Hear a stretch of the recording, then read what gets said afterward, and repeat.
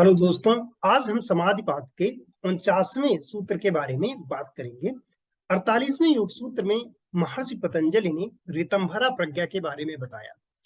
अब एक क्वेश्चन हुआ कि ऋतंभरा प्रज्ञा में जो हमें ज्ञान प्राप्त होता है और जो हमें सामान्य रूप से ज्ञान प्राप्त होता है, दोनों में क्या अंतर है, दोनों किस तरह से डिफरेंट है।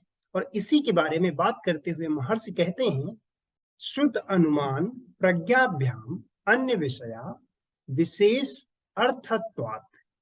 पहले हर शब्द का अर्थ समझेंगे, फिर पूरे योग सूत्र को एक साथ समझते हैं। तो पहला शब्द आया है श्रुत। श्रुत का क्या अर्थ होता है कि जो हमें जानकारी सुनने से प्राप्त होती है।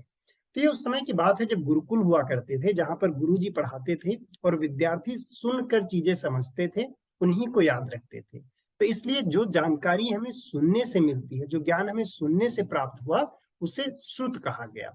दूसरा शब्द आता है अनुमान। अनुमान का सामान्य अर्थ ये होता है कि अंदाजा लगाना, गेस करना।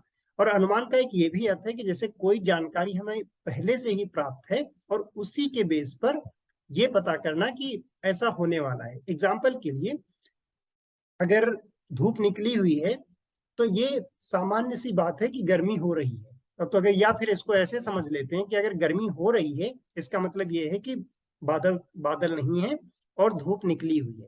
या कहीं पर अगर हम धुआं उठता हुआ देखते हैं, तो इसका मतलब है कि कहीं ना कहीं पर आग लगी होगी।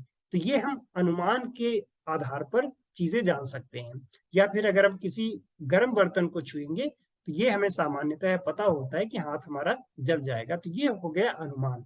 यहाँ पर क्या है कि कुछ सर्टेन ऐसी इंसिडेंट्स हो रही हैं जिनके बेस पर हम कंक्लूड कर सकते हैं कि अच्छा, अगर ऐसा होता है तो फिर ऐसा होगा।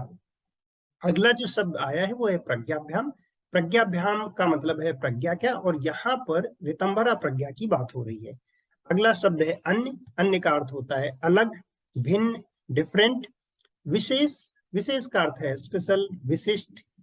अर्थत्वात्, अर्थत्वात् का अर्थ होता है अर्थ वाली होती है या अर्थ बतलाने वाली होती है। तो पूरे योग सूत्र में ये बताया गया है, जो सुनने से, अनुमान से हमें जानकारी मिलती, हमें ज्ञान प्राप्त होता है, उससे ऋतंभरा प्रज्ञा, प्रज्ञाभ्याम अन्य विषय, ऋतंभरा प्रज्ञा का अलग विषय है। जो जानकारी हमें सुनने से मिली, जो जानकारी हमें अनुमान लगाने से मिली, उससे ऋतंभरा प्रज्ञा का ज्ञान अलग विषय है। क्यों अलग विषय है, उसको आगे वाले शब्दों में बताया गया है। क्योंकि ऋतंभरा प्रज्ञा विशेष अर्थत्वात्, ऋतंभरा प्रज्ञा हमें विशेष अर्थ बताती है, विशेष अर्थ का ज्ञान कराती है। अब ये विशेष अर्थ का क्या मतलब है, एक एग्जाम्पल से समझते हैं। जैसे एक इंसान ने कभी रसगुल्ला नहीं खाया है और आप जाकर उससे बताते हैं कि मैं मिठाई की दुकान पर गया था, रसगुल्ला इस कलर का होता है, इस साइज का होता है, खाने में बहुत मीठा होता है, रस में डूबा हुआ होता है। आप उसको कितना भी ये बात बता दें, लेकिन जब तक वो खुद नहीं खाएगा, उसे एग्जैक्टली पता नहीं चलेगा कि रसगुल्ले का स्वाद क्या है।